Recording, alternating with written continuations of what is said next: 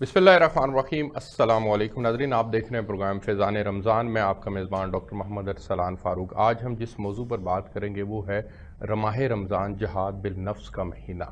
रमज़ानुल मुबारक में हमें जिहाद बिल नफ्स करना है, और नफ्स का आगे से फिर फर्दर इसकी डिटेल क्या है। नबी पाक सल्लल्लाहु अलैहि वसल्लम की एक हदीस है जिसका मफ़हूम मैं आपके सामने रखता हूँ कि आप सल्लल्लाहु अलैहि वसल्लम ने फरमाया कि बड़ा मुजाहिदा वो है जो अपने नफ्स के ख़िलाफ़ बड़ा मुजाहिद वो है जो अपने नफ्स के ख़िलाफ़ जहाद करता है।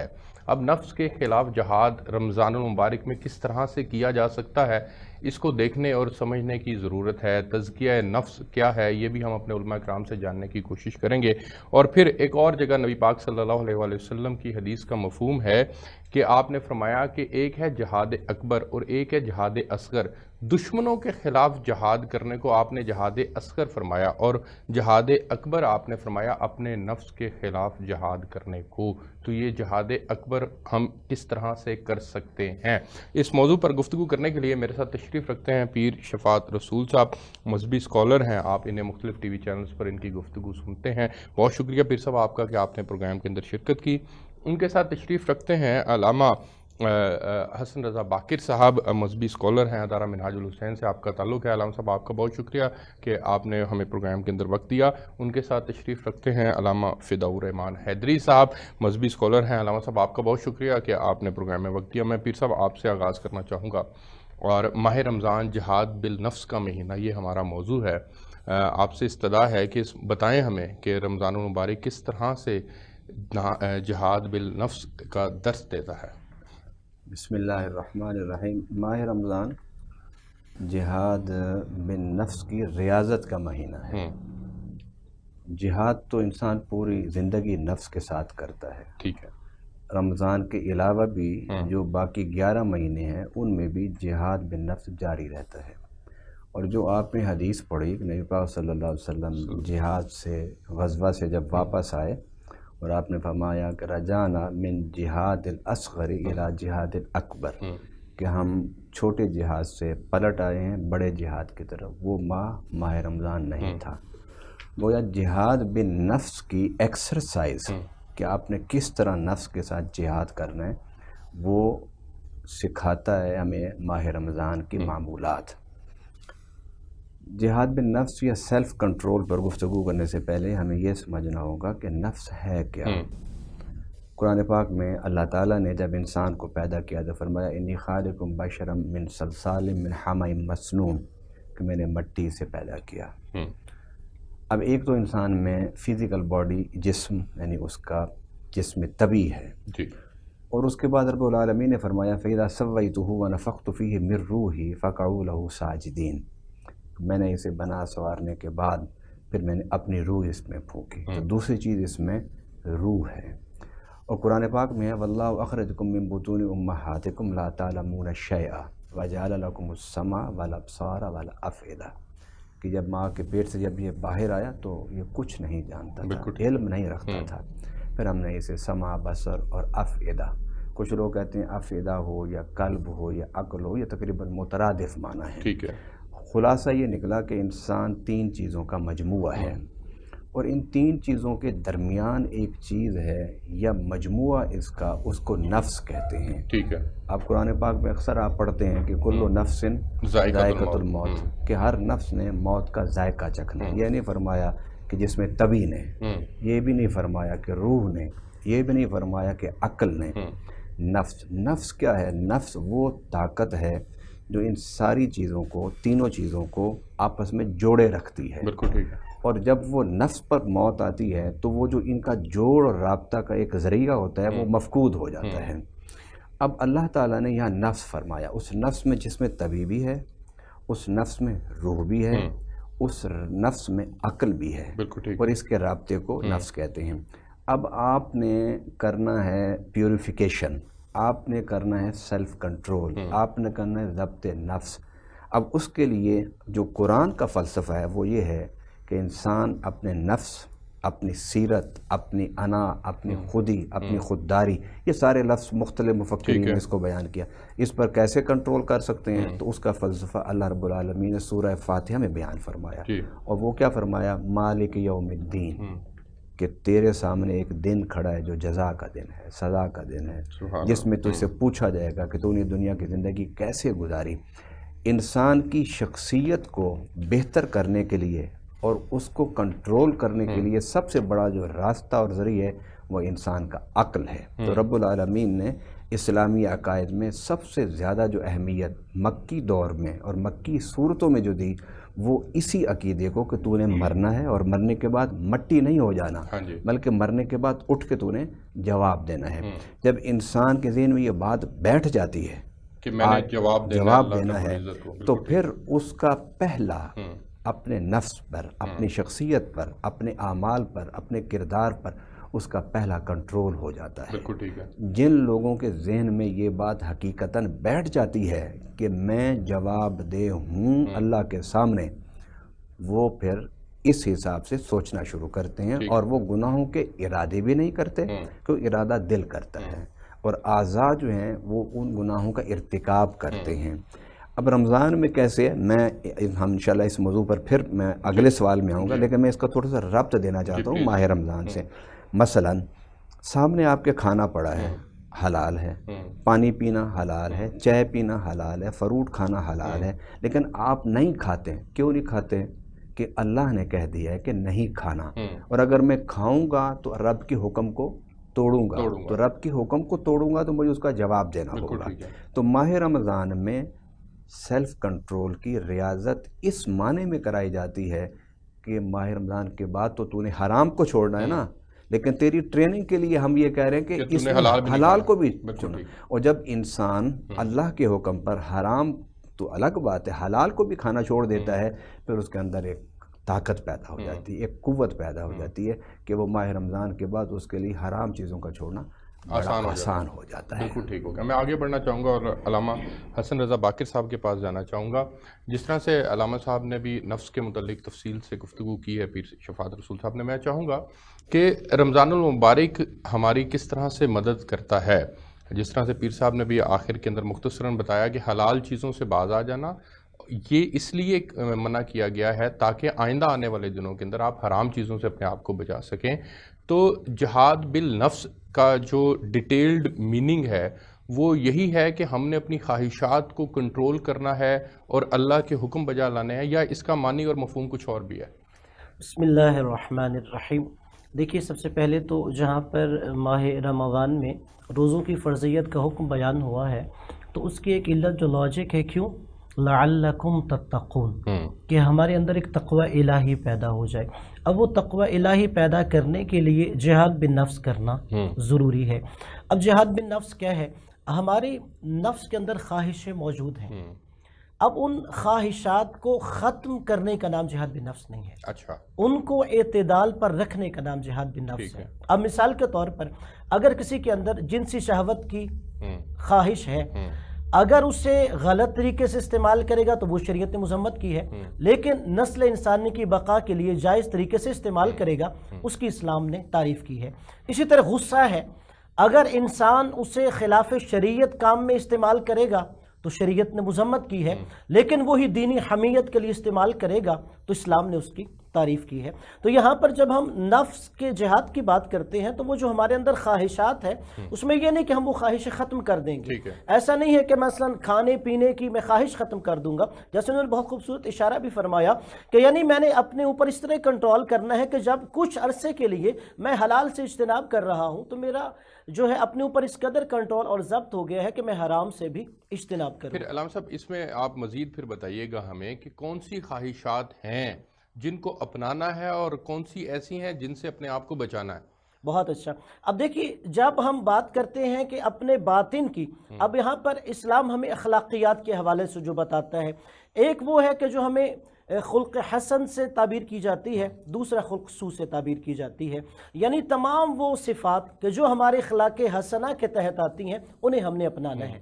اور تمام وہ ہیں جو اخلاق سیئہ کے تحت آتی ہیں، ان سے ہم نے اجتناب کرنا ہے. جیسے مثال کے طور پہ جھوٹ ہے، اس سے اجتناب کرنا ہے، خیانت ہے، خاص طور پر ذخیرہ اندوزی ہے، اسی طرح دوسرے مسلمان کا حق مارنا ہے. یہ تمام برائیاں جو انسان کے اندر روحانی اعتبار سے ان کو ہم بیماری کنسیڈر کر رہیں گے نا، اگر جھوٹ بولنا جو ہے یہ آپ کو جو ہے وہ روح کی تسکین تو نہیں دیتا نا جھوٹ بولنا.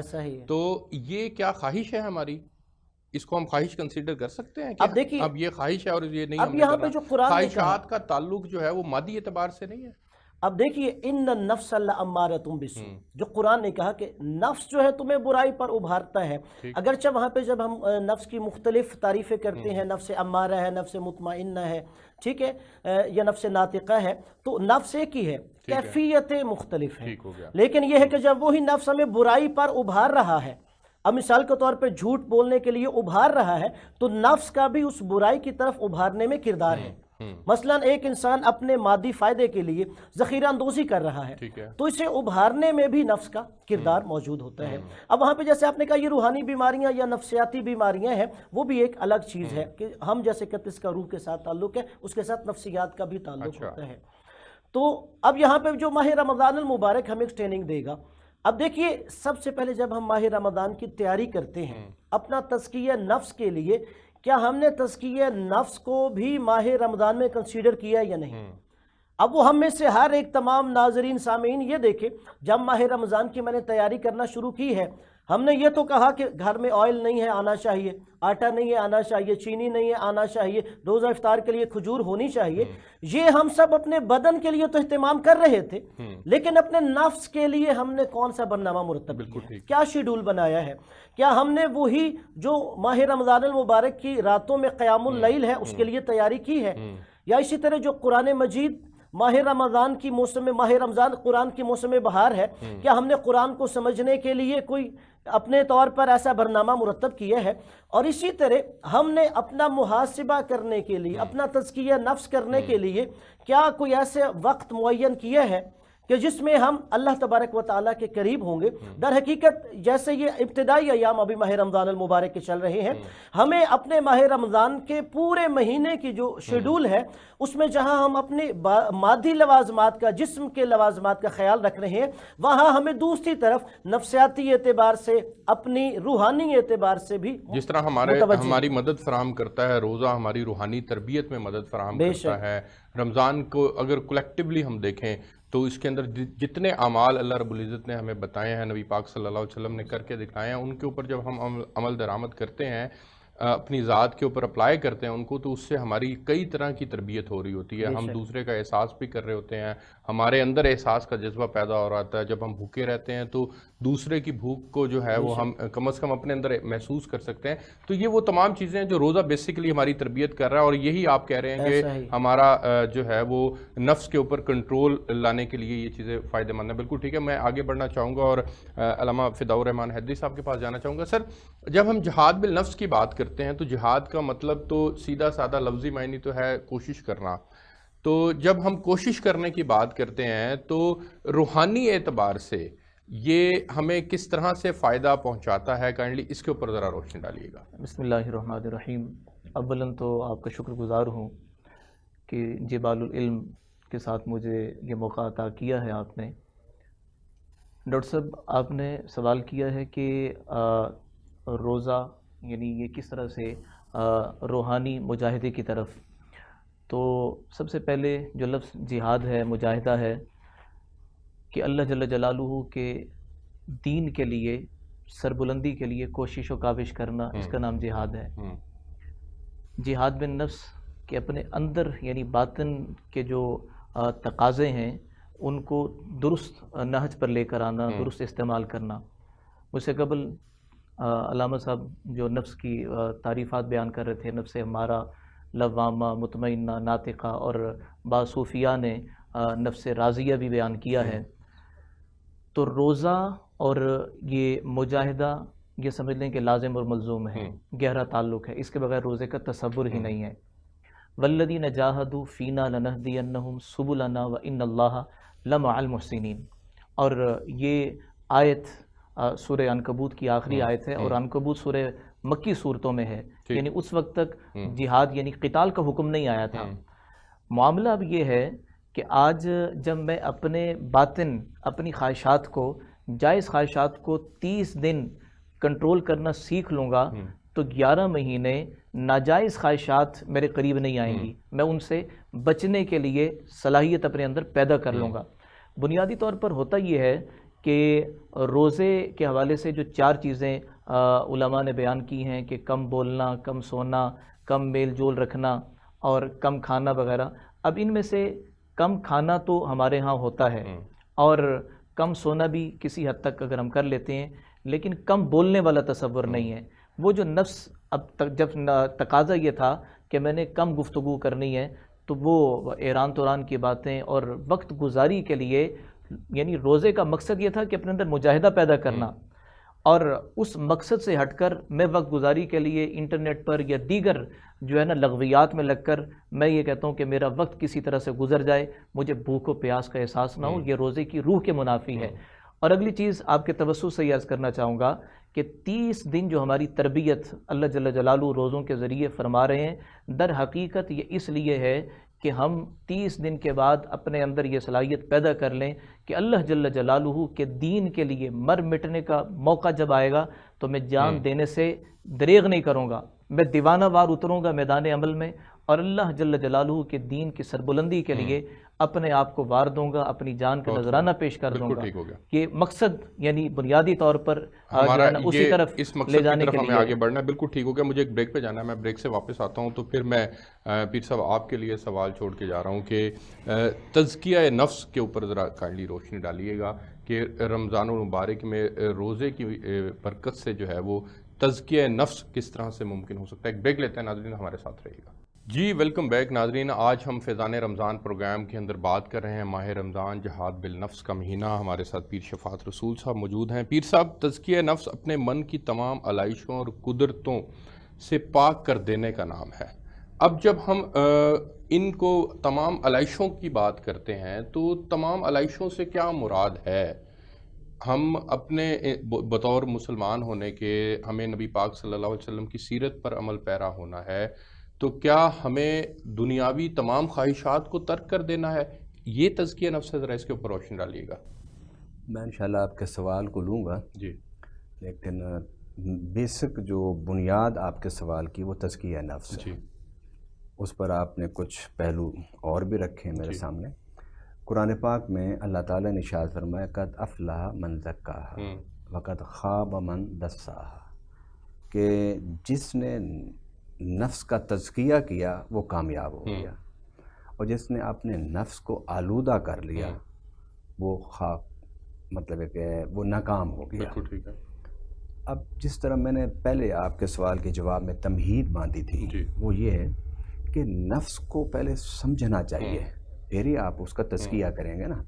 ہمارے ہاں بہت سارے لوگوں کو نفس کا ہی نہیں پتہ، اس کے مختلف معنی ہیں۔ اگر اتنی آسان یا ٹرمینالوجی ہوتی تو لوگ سارے سمجھ لیتے، لیکن اس کو سمجھنے کی اور سمجھانے کی کوشش کرنی چاہیے۔ اچھا، اب قرآن پاک میں اللہ تعالیٰ نے ایک جگہ ارشاد فرمایا کہ اللہ یتوفی الانفس حین موتها والتی لم تمت فی منامها فیمسک التی قضی علیہا الموت ویرسل الاخری الی اجل مسمی، کہ جب بستر پہ انسان سوتا ہے تو اس کی روح بھی ہوتی ہے، اس کا جسم بھی ہوتا ہے، اس کا عقل بھی ہوتی ہے، اس کی آنکھیں، سب کچھ ہوتا ہے، لیکن نیند کی حالت میں اللہ اس کے نفس کو وہاں سے نکال لیتا ہے، اور جس کی موت کا فیصلہ بھی نہیں ہوا ہوتا اس کے اٹھنے تک تو وہ نفس واپس پلٹ آتا ہے۔ گویا نفس جو ہے وہ 4 چیزوں کے مجموعے کا نام ہے، عقل، دل، روح اور جسم۔ اب ان کا تزکیہ کیسے کرنا ہے آپ نے؟ ان کا تزکیہ نہیں، تزکیہ نفس کی بات کی گئی ہے۔ اب ان 4 چیزوں کو آپ نے اس روشنی میں رکھنا ہے جو روشنی ہمیں اللہ کی کتاب نے دی ہے۔ مثلا کہ عقل کے ساتھ انسان کے اللہ نے کان لگا دیے ہیں، جب آپ اچھی باتیں سنیں گے تو عقل تک وہی باتیں پہنچیں گی، اور انسان سوچتا ہے، 1 دفعہ سنتا ہے، 2 دفعہ، 3 دفعہ، 4 دفعہ، پھر وہی بات اس کے عقل سے اس کے دل میں آتی ہے، پھر جب دل میں آتی ہے تو وہ ارادہ بن کے اس کا اظہار انسان کے اعضاء سے ہوتا ہے۔ اب آپ نے ان چاروں چیزوں کو رکھنا ہے اللہ کی وحی کی روشنی میں. مثلا آپ غلط بات نہ سنیں. اب ضبط نفس تزکیہ کا آغاز اس سے ہوتا ہے. جب غلط نہیں سنیں گے آپ تو پھر آپ غلط سوچیں گے نہیں. جب غلط سوچیں گے نہیں آپ تو پھر غلط ارادے نہیں پیدا ہوں گے. جب غلط ارادے نہیں پیدا ہوں گے تو پھر آپ کے اعضاء سے غلط اعمال نہیں ہوں گے. اب اس کے لیے پہلی ایک تو میں نے بات کی کہ یعنی آپ یہ کہہ رہے ہیں کہ ہمیں 4 چیزوں کے اوپر کام کرنا ہے. کان سے صحیح سننا ہے، زبان سے صحیح بولنا ہے، آنکھوں سے صحیح دیکھنا. یہ تو حواس خمسہ ہو گیا نا. حواس خمسہ آپ ہیں وہ اس کے، یعنی حواس خمسہ کا تعلق انسان کے عقل کے ساتھ ہے. اور سب سے بڑی بات جو ہے نا، اس پر آپ کو فوکس کرنا ہوگا. اگر آپ تزکیے کی طرف آنا چاہتے ہیں، سیلف کنٹرول کی طرف آنا چاہتے ہیں، ضبط نفس کی طرف آنا چاہتے ہیں، تو پھر آپ کو اپنے اپنے آنے والی نسل کو اس ماحول میں رکھنا ہے کہ جس سے حواس خمسہ کے ذریعے سے ان کی عقل تک کوئی منفی چیز نہ جائے. جب منفی چیز نہیں جائے گی اور اگر جاتی ہے تو آپ فوراً اس کی اصلاح کر دیتے ہیں. خود اپنے آپ کی اصلاح کرتے ہیں، جھٹک دیتے ہیں اس کو. پازیٹیو سوچتے ہیں. اگر بچہ کوئی غلط کر رہا ہوتا ہے تو اس کی آپ فوراً تربیت کرتے ہیں. تو تزکیے کا آغاز یہ ہے کہ آپ انوائرمنٹ ایسا پیدا کریں کہ جس انوائرمنٹ میں انسان غلط نہ سنے، نہ دیکھے، نہ سوچے. اب میں پھر اس کو ایک حدیث پاک سے اور رمضان سے اس کو جوڑ دیتا ہوں. وہ اس طرح کہ رمضان ایک ایسا ماحول، ایک ایسا انوائرمنٹ تشکیل کر دیتا ہے، کریٹ کر دیتا ہے کہ انسان کیا ہوتا ہے کہ میں نے غلط نہیں سننا، میں نے غلط بولنا نہیں، میں نے غلط دیکھنا نہیں، میں نے غلط سوچنا نہیں. اس لیے کہ نبی پاک صلی اللہ علیہ وسلم کا فرمان ہے کہ اے بندہ خدا یہ کہتا ہے تیرے بھوکے رہنے سے اللہ کو کوئی فائدہ نہیں. بالکل ایسے. ایسا روزہ ہے ہی نہیں کہ جس میں صرف تیری زبان نہ چکھے کچھ، باقی تیرے حواس خمسہ غلط کام کرتے رہیں، تیرا دماغ غلط سوچتا رہے، تیرے دل میں غلط ارادے ابھرتے رہیں، تیرے قدم غلط راستے کی طرف چلتے رہیں. بس میں نے کیونکہ کھایا نہیں صبح سے، میں نے پیا نہیں صبح سے، میں نے اپنی نفس خواہشات پوری نہیں کی صبح سے، لہذا میں روزے دار ہوں. اس کو روزہ نہیں کہتے. اور اس مقام پر حضور صلی اللہ علیہ وسلم نے ایک تو روزے دار ہے نا، دوسرے کو تلقین کی. فرمایا کہ اگر کوئی تجھے گالی دیتا ہے اور اگر کوئی تجھ سے لڑتا ہے تو فلیقل انی امرؤ صائم، اسے کہو، رد عمل نہ دو اس کی بات کا. یعنی روزہ یہ سکھاتا ہے کہ آپ نے غلط کام کرنا تو دور کی بات ہے، اگر آپ سے کوئی غلط بیہیویئر بھی رکھتا ہے آپ اس کو کہیں کہ میں نے روزے اس کا ریئیکشن نہیں دینا اور اس کو صرف اتنا کہنا ہے کہ بھئی میں تیری کسی بات کا جواب نہیں دے سکتا کہ میں روزے دار ہوں. گویا تزکیہ نفس ہو یا سیلف کنٹرول ہو، اس کا نقطہ آغاز یہ ہے کہ آپ اپنے حواس خمسہ کو ان خبائث سے، نجس سے، بیہودہ گوئی سے، بیہودہ باتوں سے، غلط نشستوں سے اپنے آپ کو محفوظ اور کریں. آپ اتباع اللہ اور اتباع رسول کی طرف. اب یہ انوائرمنٹ رمضان میں آپ کو ملتی ہے آپ کو. اچھا اب چونکہ ہم آگے اس طرف آگئے، یہ ہمیں سیلف کنٹرول کی طرف جانے میں مدد فراہم کرتا ہے. اب اس کی اگلی سٹیج جو ہے وہ جیسے میں نے ابھی پڑھا کہ تزکیہ نفس کی تعریف کے اندر یہ بات لکھی ہوئی ہے کہ اپنے من کی تمام علائشوں کو اور قدورتوں سے پاک کر دینے کا نام ہے. اب سوال یہاں پر یہ ہے کہ جو خواہشات ہیں، یہ جیسے علامہ صاحب نے بھی اس کے اوپر روشنی ڈالی تھی کہ خواہشات کو کنٹرول بھی کرنا ہے ہم نے، تو اس نقطے کے اوپر میں آپ کی رائے جاننا چاہ رہا ہوں. یہ جو آپ نے پڑھا ہوا لکھا ہے یا ہم ہی لوگوں نے لکھا ہے؟ جی بالکل. تو اب ہم ہی اس کی وضاحت کر دیتے ہیں، یعنی ہم میں سے کسی عالم نے لکھا ہے نا. میں یہی تو آپ کو کیا سمجھانا ہے، میں اپنے ناظرین کو سمجھانا چاہتا ہوں کیونکہ ان ناظرین میں پڑھے لکھے بھی ہیں، کم پڑھے لکھے بھی ہیں اور وہ بھی ہیں جو ان پڑھ بھی ہیں. میں ان کو سمجھانا چاہتا ہوں کہ خواہشات نفس یہ کوئی بری چیز نہیں ہے. یہ کوئی قرآن آپ پورا پڑھ لیں، اس کی کہیں بھی مذمت نہیں کی گئی، اس کی کہیں مذمت نہیں کی گئی. افرأیت من اتخذ الہہ ہوا. اچھا، جب آپ اپنے کان سے، اپنے آنکھوں سے، اپنے ماحول سے جب آپ غلط چیزیں اخذ کرتے ہیں تو وہ غلط چیزیں آپ کو غلط راستے کی طرف لے کے جاتی ہیں. یعنی اب رمضان میں یہ ایک بڑا ماحول ہوتا ہے کہ آپ کھا پی نہیں رہے، آپ اس وقت احساس ہوتا ہے کہ یار میں نے یہ غلط کام دیکھنا نہیں، یا غلط سننا نہیں، یا غلط بات نہیں کرنی. کیوں نہیں کرنی یار، میں نے تو روزہ رکھا ہوا ہے. اچھا، جب وہ روزے کی طرف اس کے خیال جاتا ہے تو پھر اس کی شخصیت کے اندر ایک ایسا نکھار پیدا ہوتا ہے کہ وہ پھر ایسا کوئی کام نہیں روزہ کرتا، ہماری اخلاقی تربیت بھی کرتا وہ ہے، ایسا کام روزہ ہماری وہ روحانی ایسا تربیت کوئی بھی کام کرتا ہے، نہیں بالکل کرتا ٹھیک ہے۔ جو اللہ کی مرضی کے خلاف۔ آپ اس موضوع کو میں فوکس کرنا چاہتا ہوں جی اس نقطے پر جی کہ تزکیہ نفس کا مطلب یہ ہے کہ آپ اپنے حواس خمسہ، اپنی قوت مدرکہ، اپنے دل کے ارادے، ان سب کو سیدھا کر لیں۔ سیدھا کر، جب آپ اور ان وہ کو رمضان سیدھا، مبارک میں ممکن ہے، رمضان مبارک میں ممکن ہے، اور یہ تو پورا ہم نے سال کرنا ہے، لیکن رمضان مبارک میں اس کی ریاضت ہوتی ہے، ریاضت ہوتی ہے، بالکل۔ یہ ریاضت کا مہینہ ہے۔ میں آگے بڑھنا چاہوں گا اور حضرت علی کا ایک قول آپ کے سامنے رکھنا چاہوں گا کہ حقیقی مجاہد وہ ہے جو نفس کی سرکش خواہشوں کے خلاف جہاد کرے۔ اب میں نے یہ جو نقطہ تھا پیر صاحب کے سامنے بھی رکھا تھا، میں آپ کے سامنے بھی رکھتا ہوں حضرت علی کے اس قول کی روشنی میں۔ اب بتائیں مجھے کہ رمضان اس میں ہماری کیسے مدد کرتا ہے؟ اب دیکھیے تزکیہ نفس جہاں سے بات انہوں نے چھوڑی تھی، اب تزکیہ چونکہ عربی زبان کا لفظ ہے، زکوٰۃ بھی ہم بولتے ہیں، جہاں تزکیہ ایک پاکیزگی کے معنی میں استعمال ہوتا ہے، جیسے نفس کو علائشوں سے پاک کرنا، اسی طرح تزکیہ نشو و نما کے لیے بھی استعمال ہوتا ہے، کسی چیز کا پھلنا پھولنا اس کے لیے بھی استعمال ہوتا ہے، جیسے زکوٰۃ یعنی مال میں اضافہ ہوتا ہے، نشو و نما ہوتی ہے، پھلتا پھولتا ہے زکوٰۃ دینے سے، اس لیے بھی کہتے ہیں کہ زکوٰۃ نام رکھا گیا۔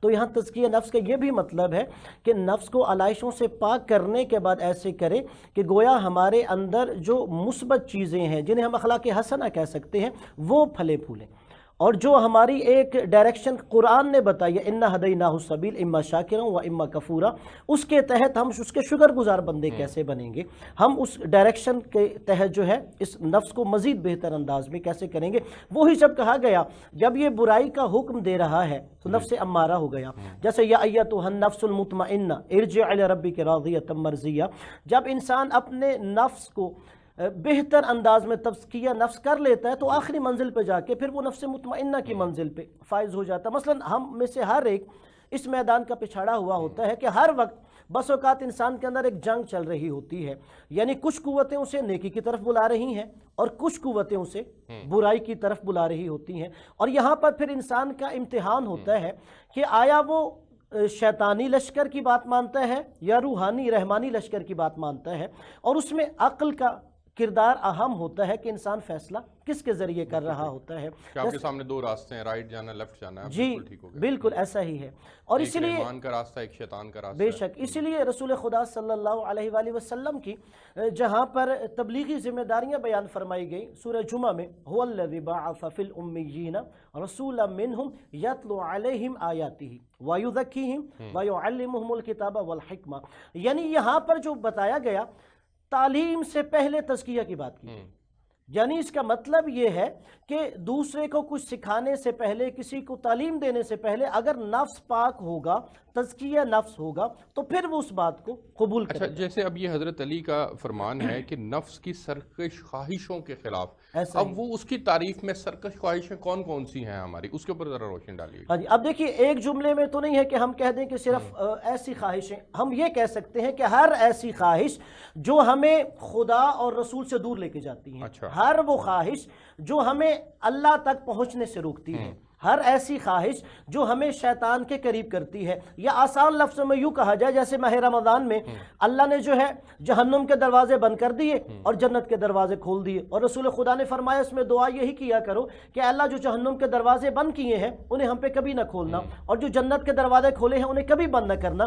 یعنی سرکش خواہشیں وہ ہیں جو آپ کو جہنم کے قریب کرتی ہیں اور جنت سے دور کر دیتی ہیں۔ یعنی آپ کا گناہوں کے اندر اتنا مبتلا ہو جانا کہ آپ رب کا راستہ ہی بھول جائیں، اس طرف نبی پاک صلی اللہ علیہ وسلم کی سیرت پر عمل پیرا ہونا ہی بھول جائیں، اس کو ہم سرکش خواہشیں کہہ سکتے ہیں۔ بے شک یہ بھی اسی کا مصداق اچھا، ہے۔ اب یہ جو مادی اعتبار سے ہماری خواہشات ہوتی ہیں ان کو ہم کس زمرے میں دیکھیں گے، کیا وہ بھی اس زمرے میں آئیں گی؟ ہاں جی، نہیں، اب جیسے میں نے پہلے اشارہ کیا کہ مادی اعتبار سے ایک خواہش ہے جو اللہ نے خود ہمارے اندر رکھی ہے اور وہ انسان کی ضرورت ہے، لیکن اس میں شریعت نے ہمیں ایک لمٹ بتائی، ایک حد بندی کی ہے۔ مثلا کھانا ہماری خواہش ہے، پینا ہماری خواہش ہے، لیکن اس کے ساتھ وہی اور شریعت نے کہ حد بندی کر دی ہے، میں نے کیا کھانا ہے کیا نہیں کھانا، میں نے اپنے رزق کے کھانا ہے یا دوسرے کا حق مار کے کھانا ہے۔ ٹھیک ہے، اب خواہش کو جیسے میں نے عرض کیا ختم کرنا نہیں ہے، बल्कि उसे इत्तेदाल पे रखना है। और इससे एक इत्तेदाल में यह भी है कि जो शरीयत ने हद बंदी की है हम उस हद बंदी के तहत अपनी उस ख्वाहिश को इस्तेमाल करेंगे। इसी तरीके दीगर कुछ मैंने जैसे मिसालें दी थी, हमारे अंदर मुख्तलिफ जैसे ख्वाहिशात मौजूद है, वो खाने पीने के अलावा हो या दूसरी लज्जत की हो या जिनसी ख्वाहिशात हो या इसके अलावा दीगर इंसान की जो कुछ अंदर अल्लाह ने हवास रखे हुए हैं, उसमें यह है कि जब वही के बगैर हम ये कहें कि हम इसकी हदबंदी कर सकते हैं, वो नहीं कर सकते। अब अल्लाह तबारक व तआला ने शायद कोई ये कहे कि हम अपने अक्ल के जरिए फैसला करेंगे, नहीं। देखिए, जहां पे अक्ल का दायरा रुक जाता है वहां पर वही आके हमारी रहनुमाई करती है। इसलिए कि हर चीज को हम अक्ल के जरिए दर्क नहीं कर सकते। मिसाल के तौर पे बाज लोग जो फरिश्तों का भी इनकार करते हैं, हम अक्ल से फरिश्ता नहीं साबित कर सकते। इसलिए कहा कि जो साहिबान ईमान की उनकी एक निशानी क्या है, अल्लज़ीना युमिनूना बिल गैब। बिल्कुल ठीक है। इसलिए कि साहिब ईमान की एक निशानी यह है कि वो गैब पर भी ईमान लाता है। जब वही हमारे ऊपर हमारे सामने आ गई तो वही भी हमारे ऊपर हुज्जत हो। बिल्कुल ठीक हो गया। मैं अल्लामा फिदाउर रहमान हैदरी साहब के पास जाना चाहूँगा। और अल्लामा साहब, मैं आपसे गुजारिश करूँगा कि आप ये बताइएगा कि नफ्स का मुहासबा कैसे करके किया जा सकता है, हमें रमज़ानुल मुबारक मुहासबा करने में कैसे हमारी मदद करता है, इसके ऊपर थोड़ी सी रोशनी डालिएगा। हदीस पाक है, मन साम रमज़ान इहतिसाबन व ईमानन गुफिर लहु मा तक़द्दम मिन ज़ंबी, कि मुहासबा नफ्स कि जो मैं कर रहा हूँ ये मेरा करना क्या ऐसा है कि जिसमें अल्लाह जल्ल जलालहू का हुक्म है, रसूल पाक सल्लल्लाहु अलैहि वसल्लम का तरीक़ा अनवर इसमें है या नहीं। मुझसे क़बल भी तफसीलन इस मौजू पर अल्हम्दुलिल्लाह बड़ी सैर हासिल गुफ्तगू हुई। मैं यहाँ ये अर्ज़ करना चाहूँगा कि मुहासबा नफ्स के हवाले से कुरान और सुन्नत की रोशनी की ज़रूरत है। एक छोटा सा वाक़या एक साहब का नकल करना चाहूँगा कि उन्होंने जब ये सुना कि नफ्स के ख़िलाफ़ मुजाहिदे के बड़े फ़वाइद हैं और समारात हैं, उन्होंने नापाकी लेकर एक रुई में डालकर अपनी नाक में रखना शुरू कर दी। किसी ने पूछा, बड़े मियाँ ये क्या कर रहे हैं? तो कहने लगे, मैं अपने नफ्स के ख़िलाफ़ मुजाहिदा कर रहा हूँ। तो पता ये चला कि नफ्स के ख़िलाफ़ जो मुजाहिदा है वो इल्म की रोशनी में, जहालत की बिना पर नहीं कि आदमी ये समझे कि मैं जो ये कर रहा हूँ इसी से मेरा ये मुहासबा होगा और तरक्की होगी रूहानी तौर पर। ऐसा नहीं है। फ़स्अलू अहल ज़िक्र इन कुन्तुम ला तालमून। आदमी नहीं जानता तो अहलुल इल्म से सवाल करे। हमारे माशरे का अलमिया ये है कि ख़ुद साख्ता रसूमात और रवाजात वो इस तरीक़े से राइज कर दिए गए हैं कि आदमी को असल दीन का पता ही नहीं चलता। वो ये समझता है कि मेरे लिए ये सब कुछ है। तो रमज़ानुल मुक़द्दस बुनियादी तौर पर हमारी ततहीर के लिए है, हमारे तज़किये के लिए है। और फिर नफ्स के ख़िलाफ़ जो जिहाद का अमल है वो रोज़े से 100% पूरा होता हुआ नज़र आता है, बशर्ते कि रोज़ा उस तरीक़े पर रखा जाए जो रसूल अकरम सल्लल्लाहु अलैहि वसल्लम ने रख कर दिखाया, सहाबा और बैत ने उस पर अमल करके दिखाया।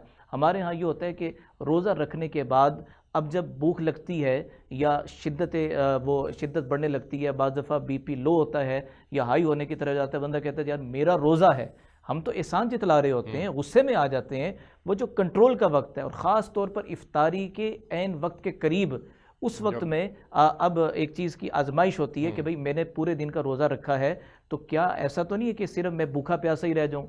वो जो इसके जो तकाज़े थे रोज़े के, उस पर मैं कितना अमल पैरा हो रहा हूँ। तो रमज़ानुल मुक़द्दस बुनियादी तौर पर सब कुछ छोड़ छाड़ कर, यानी जो जायज़ चीज़ें हैं वो तो करेंगे, लेकिन छोड़ छाड़ने का मतलब ये है कि खालिसतन अल्लाह जल्ल जलालहू के लिए अपने आप को वक्फ़ करना। दिन का रोज़ा है और रात का क़याम है। बिल्कुल ठीक हो गया, बिल्कुल ठीक हो गया। हज़रत मुझे एक ब्रेक पे जाना है, मैं ब्रेक से वापस आता हूँ। तो पीर साहब, फिर मैं एक सवाल आपके लिए छोड़ कर जा रहा हूँ कि जब हम तज़किया नफ्स की बात करते हैं और अपने आप को तत्हीर का मामला है, हमारी तरबियत का मामला है और हमने अपने आप को गुनाहों से बचाना है, तो क्या रमज़ानुल मुबारक में जो शख्स जिसने अपने आप को गुनाहों से मुकम्मल तौर पर बचा लिया, वो उसको समझा जाएगा कि उसका तज़किया नफ्स मुकम्मल हो गया और अब आइंदा आने वाले दिनों के अंदर वो गुनाहों की तरफ राग़िब नहीं होगा? इसके ऊपर आपने तफसील से रोशनी डालनी है। नाज़रीन, एक ब्रेक लेते हैं, हमारे साथ रहिएगा। जी, वेलकम बैक नाज़रीन। आज हम इंतहाई अहम मौजू के ऊपर बात कर रहे हैं, माह रमज़ान जहाद बिल नफ्स का महीना, और हमारे साथ हमारे मौजूद मेहमान इसके ऊपर रोशनी डाल रहे हैं। फिर सब हमने रमज़ानुल मुबारक के अंदर अच्छी तरह से अपने आप को अल्लाह रब्बुल इज़्ज़त के हुक्म के मुताबिक रमज़ान को गुजारा, नबी पाक सल्लल्लाहु अलैहि वसल्लम की सीरत के मुताबिक गुजारा, और हमें महसूस हुआ कि हम कोशिश कर रहे हैं कि हम गुनाहों से बचते रहें। तो इस एक महीने की प्रैक्टिस पूरे साल के ऊपर अमल पैरा करने में हमें मदद फराहम करेगी, हम गुनाहों से इसी तरह बचते रहेंगे। लेकिन जबकि दूसरी तरफ हम देखते हैं तो इंसान तो गुनाह کرتا ہے اور اللہ کو پسند بھی ہے کہ انسان گناہ کرے پھر وہ توبہ کرے اور پھر گناہ کرے پھر توبہ کرے، تو ایک طرف وہ بحث ہے اور ایک طرف یہ بحث ہے، اس کو آپ نے اب اس کو جوڑنا ہے، کیسے جوڑیں گے؟ دیکھیں، سب سے پہلی بات تو آپ نے کی نا کہ ہم رمضان اللہ اور اس کے رسول کی خواہش کے مطابق اور حکم کے مطابق گزارتے ہیں، یہ بھی ایک تجزیہ طلب بات ہے نا کہ ہم گزارتے بھی ہیں یا نہیں، کیونکہ قرآن کے جو اصول ہیں، ضوابط ہیں، وہ 2 + 2 = 4 کی طرح ہیں، ان میں کوئی قسم کی اونچ نیچ نہیں ہوتی۔ اگر ہم واقعی قرآن اور حدیث کے مطابق ہم رمضان گزارتے ہیں تو رمضان گزارنے کے بعد ہم بدلے ہوئے ایک مسلمان ہونے چاہیے۔ میں اس بات کو چھوڑتے ہوئے آگے بڑھنا چاہتا ہوں۔ اب دیکھیے، قرآن پاک میں اللہ تعالیٰ نے انسان کے بارے میں فرمایا فَأَلْهَمَهَا فُجُورَهَا وَتَقْوَاهَا، کہ میں نے اس کے اندر الہام کا معنی ودیت کر دیا، اس کے اندر اس کی فطرت میں اس کی تخلیق میں رکھ دیا ہے، تقوی بھی رکھ دیا ہے اور فجور بھی رکھ دیا ہے۔ تقوی کا مطلب نیکی کی جذبات اور ارادے پیدا کرنے کا ماخذ و منبع، اور فجور کا مطلب ہوتا ہے اللہ کی سرکشی اور نافرمانی کی طرف لے جانے والی صلاحیت اور استعداد۔ یہ دونوں چیزیں انسان کے اندر اللہ نے رکھ دی ہیں۔ اب آپ اگر گاڑی کی جہاں پیٹرول ہوتا ہے اگر وہاں جا کے ماچس کی تیلی لگا دیں تو آپ اس پیٹرول سے فائدہ لینے کی بجائے آپ کیا کریں گے؟ اپنا نقصان اور گاڑی کا نقصان کریں گے۔ اور اگر آپ اس کو محفوظ طریقے سے تیل کو استعمال کریں گے تو آپ اس سے سفر کریں گے اور سہولت حاصل کریں گے۔ اس لیے قرآن میں اللہ نے یہ فرما دیا کہ میں نے تم میں تقوی اور فجور دونوں صلاحیتیں رکھ دی۔ اگر تم تقوی کے صلاحیتوں سے فائدہ اٹھاتے ہوئے اپنے آپ کو بندگی اور اطاعت خدا میں لے آتے ہو تو یہ تزکیہ ہے، اور اگر تم گناہوں کی جو طاقت ہے، صلاحیت ہے، اس کے اوپر اگر تم مطلب ہے کہ ترقی کرتے ہو، اس کا ارتقاء کرتے ہو، تو پھر تم شیطان کے راستے پر چلو گے۔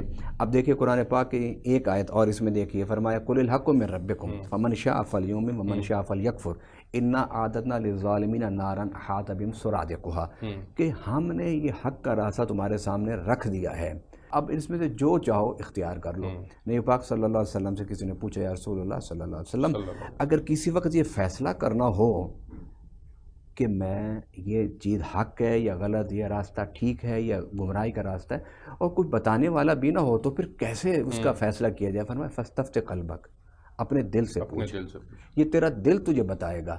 بڑے بڑے غلط کام کرنے والے وہ اس حقیقت کو جانتے ہیں کہ ہم غلط کر رہے ہیں یا صحیح کر رہے ہیں، لیکن انسان کی مادی جو خواہشات ہوتی ہیں، انسان کا تکبر، انسان کا دنیا میں بڑے عہدوں پر بیٹھنے کا جو غرور ہوتا ہے اور خواہشات ہوتی ہیں، وہ انسان کو ادھر لے کر جاتی ہیں۔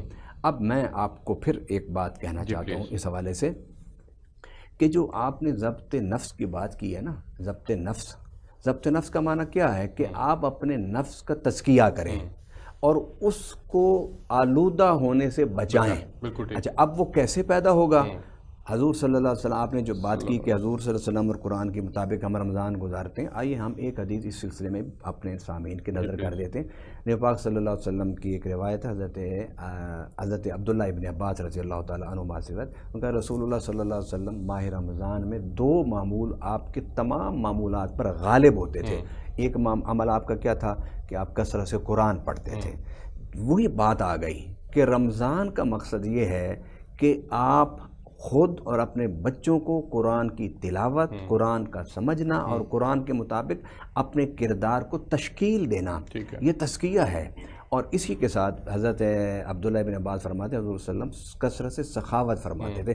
گو حضور صلی اللہ علیہ وسلم کی زبان پر، حضرت انس فرماتے ہیں، کبھی لا نہیں آیا تھا، صرف ایک دفعہ ہم نے حضور کی زبان پر لا سنا اور وہ لا الہ الا اللہ میں، اس کے علاوہ نہیں۔ ضرورت مند آتا آپ دے دیتے، نہیں ہوتا ام المومنین سے لے دیتے، وہاں نہیں ہوتا تھا کسی سے ادھار پکڑ کے آپ لوگوں کی ضرورتیں پوری کرتے تھے۔ اب یہاں پر میں ان لوگوں کو، کیونکہ رمضان کا پروگرام ہے، ان لوگوں کو نصیحت کرنا چاہتا ہوں جو صاحب حیثیت ہیں، وہ نوافل سے، قرآن کی تلاوت سے، استغفار اور درود شریف والی عبادتوں سے صرف گزارا نہ کریں۔ ان پر رسول اللہ صلی اللہ علیہ وسلم نے لازم کر دیا ہے کہ وہ اپنے مال کی تجوریوں کو اس مہینے میں کھولیں۔ جب آپ مال کی تجوریاں کھول کے خرچ کرنا شروع کرتے ہیں تو اس سے آپ کی دنیا کی محبت میں کمی آتی ہے، اور یہی دنیا کی محبت کی کمی جو ہے یہ آپ کو اللہ کی محبت کے راستے کی طرف ڈالے گا۔ اور کثرت قرآن پاک کی تلاوت سے، کیونکہ قرآن پاک میں نا کہ ہم نے انسان میں روح رکھا اور ایک جگہ فرمایا وَكَذَلِكَ أَوْحَيْنَا إِلَيْكَ رُوحًا مِّنْ أَمْرِنَا، اے پیارے نبی صلی اللہ علیہ وسلم ہم نے آپ کو روح دے دیا، وحی کر دی، یعنی قرآن۔ اب اگر آپ روحانی بالیدگی چاہتے ہیں، روحانی ترقی چاہتے ہیں، تو پھر آپ کو کثرت سے قرآن پاک کی تلاوت کرنی اچھا ہوگی۔ پیر صاحب یہاں پہ ایک چھوٹی سی اور میں چاہوں گا کہ ایڈ کر دیں آپ کے جو سخاوت میں آپ نے تجوریوں کے منہ کھولنے ہیں وہ زکوٰۃ کی مد میں کھولنے ہیں یا علاوہ زکوٰۃ بھی آپ جو ہے وہ جتنا مرضی خرچ کریں؟ زکوٰۃ تو فرض ہے، وہ تو آپ نے دینے ہی دینے ہیں، اس کے لیے میں یہ اتنا کہہ دیتا ہوں کیونکہ رمضان میں زکوٰۃ دینے کا رواج ہے، اس کے رواج کی وجہ یہ کہ اس میں ثواب نہیں، سنت نہیں ہے۔ اچھا نہیں، صحابہ کے زمانے سے رواج ہے نا، اس کو آپ سنت کہنا، ہم تو رواج بھی سنت ہی ہوتے ہیں نا۔ رمضان میں لوگ اس لیے خرچ کرنا پسند کرتے ہیں کہ اجر اس کا کئی گنا بڑھا دیا ہے۔ فرض کریں زکوٰۃ تو آپ کسی بھی مہینے میں دے سکتے ہیں، 12 مہینے میں جب بھی چاہیں، ایڈوانس دینا چاہیں آپ ایڈوانس دے دیں، آپ لیٹ دینا چاہیں لیٹ دے لیں، وہ تو آپ کے اوپر قرض ہے، دینا ہی دینا ہے۔ لیکن رمضان میں کثرت سے لوگ اس لیے دیتے ہیں کہ اس کا اجر بڑھ جاتا ہے۔ نبی صلی اللہ علیہ وسلم آیا کہ رمضان کے نوافل کا ثواب فرض کے برابر اور ایک فرض کا ثواب 70 فرض کے برابر۔ قرآن کی ایک لفظ اگر آپ تلاوت کریں گے الف لام میم، تو حضرت عبداللہ ابن عباس فرماتے ہیں کہ یہ ایک لفظ نہیں ہے، یہ 3 لفظ ہیں۔ جب یہ تو آپ پڑھیں گے تو آپ کو 30 نیکیوں کا ثواب ملے گا، لیکن رمضان میں 30 کو 70 سے ملٹیپلائی کر لیں، اس لیے کثرت سے قرآن پاک کی تلاوت کا بھی ثواب ہے۔ اب لوگوں کو چاہیے زکوٰۃ بھی دیں، فطرانہ بھی دیں، صدقات بھی دیں۔ حضور صلی اللہ علیہ وسلم کی جو سخاوت کی رفتار ہوتی تھی وہ زکوٰۃ کے حوالے سے نہیں ہوتی تھی۔ میں یہاں ایک نقطہ بڑا بیان کر دوں، حضور صلی اللہ علیہ وسلم نے ساری زندگی زکوٰۃ نہیں دی، وہ زکوٰۃ تو تب دیتے نا جب وہ صاحب نصاب ہوتے ہیں۔ حضور صلی اللہ علیہ وسلم ایک رات کو کچھ پیسہ اپنے گھر لے کے چلے گئے، اب آپ کو ساری رات نیند نہیں آتی، آپ کروٹیں لیتے رہے۔ حضرت عائشہ صدیقہ رضی اللہ عنہا، حضور آرام نے فرمایا کہ میں کچھ پیسہ تھا جو مجھے ہدیہ ملا وہ میں لے آیا، میں خرچ نہیں کر سکا اسے، کوئی ضرورت مند نہیں ملا۔ آپ صبح نماز میں گئے، نماز پڑھانے سے پہلے اپنی جیبوں سے نکال کر وہ دے دیا۔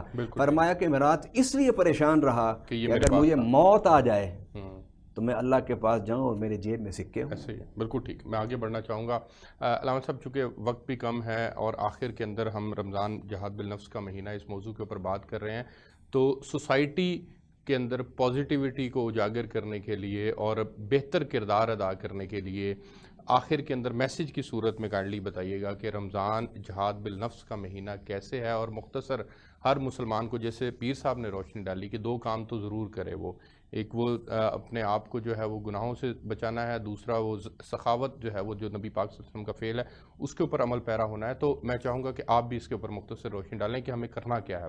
اس میں سب سے پہلے تو یہ ہے کہ ہم جو بھی اعمال بجا لائیں اس کے اندر اخلاص کو مد نظر رکھیں۔ جیسے جناب فاطمہ سلام اللہ علیہ نے خطبہ لمبا میں ارشاد فرمایا جعل اللہ الصیام تثبیتا للاخلاص، کہ اللہ نے روزے کو اس لیے فرض قرار دیا تاکہ لوگوں کے اندر خلوص کو مستحکم کیا جا سکے۔ اب بے شک ہمارے ماہ رمضان میں بہت زیادہ خرچ کیا بھی جاتا ہے، لیکن قرآن نے کہا لا تبطلوا الصدقات بالمن والاذی، کہ دوسروں پر احسان جتلا کر یا دوسروں کو اذیت دے کر اپنے صدقات کو باطل قرار نہ دو۔ اس میں ہمیں اس چیز کا خیال رکھنا چاہیے کہ اخلاص قربتاً اللہ ہر عمل کریں۔ ایسے نہیں کہ اگر میں کسی غریب کی مدد کر رہا ہوں تو اس کی عزت نفس مجروح کر رہا ہوں، جیسے ہمارے یہاں فوٹو سیشن کا کلچر بہت زیادہ سیلفی کا رواج پکڑ رہا ہے، اس سے ہم دوسرے مومن کی عزت نفس مجروح کر رہے ہیں، اور قرآن نے کہا کہ گویا تم دوسرے کو اذیت دے کر یہ احسان جتلا کے اپنے۔ لیکن علامہ صاحب اس میں ایک نقطہ یہ بھی ہے کہ کچھ لوگ اس لیے بھی اب یہ تشہیر کرتے ہیں تاکہ دوسرا اس سے موٹیویٹ ہو سکے اور وہ بھی یہ کام کرے، لیکن کیا اس کے اندر گنجائش موجود ہے؟ اس کے اندر مثبت انداز یہ ہے کہ اگر وہ راہ خدا میں خرچ کر رہے ہیں تو آٹے کی فوٹو کھینچ لے، اس مستحق کی فوٹو نہ کھینچے۔ ٹھیک ہے، یعنی ان چہروں کو آپ جانتے ہیں کہ وہ انسان معاشرے میں کیسے جیے گا۔ یہاں پر سفید پوش زیادہ ہوتے ہیں اور کتنے ایسے افراد کو ہم دیکھتے ہیں وہ کہتے ہیں جی میں کسی سے کوئی ضروری جو میری سامان ہے وہ تو لوں گا لیکن وہ میری تصویر نہ بنائے۔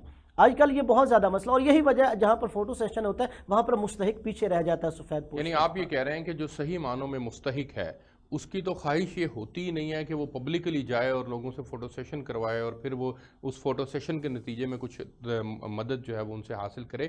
وہ تو اپنی ظاہر ہے اپنے پردہ پوشی رکھتا ہے اور وہ کوشش کرتا ہے کہ اگر کوئی میری مدد کر رہا ہے تو خاموشی کے ساتھ مدد کرے۔ ہمارے ہاں یہ جو رواج پکڑ گیا اس رواج کی آپ نفی کر رہے ہیں کہ یہ نہیں ہونا چاہیے۔ جی، اس سے ہمیں اجتناب کرنا چاہیے۔ اگر ہم موٹیویٹ کرنا چاہتے ہیں کہ جو ہمارا دیگر ایسا رفاہی سامان ہے خیراتی، ہم اس کی تصاویر بے شک سوشل میڈیا پہ دے دیں، لیکن جو مستحقین ہیں ان کو ہمیں یوں ہائی لائٹ نہیں کرنا چاہیے کہ ان کی عزت نفس باقی رہے. اور یہ جو حضرت ایک حدیث ہے جس کا مفہوم ہے انما الاعمال بالنیات، اعمال کا دور و مدار نیتوں پر ہے، تو یہ تشہیر کر کے چیزوں کو دکھانا، یہ کسی کی نیت کو تو ہم جج نہیں نہ کر سکتے، تو ہم کیسے کہہ سکتے ہیں کہ یہ جو کام کر رہا ہے یہ اخلاص کی بنیاد پر نہیں ہے؟ اب دیکھیں جو میں نے پہلے کہا لا تبطلوا الصدقات بالمن والاذى، کیا اس سے دوسرے مستحق کو اذیت ہو رہی ہے یا نہیں؟ آپ اس کو معیار بنائیے، وہ جو دے رہا ہے اس کی نیت نہیں ہے. قرآن نے ہمیں یہاں پر یہ بھی اصول دیے ہے کہ جس سے ہم دے رہے ہیں اسے اذیت نہیں ہونی چاہیے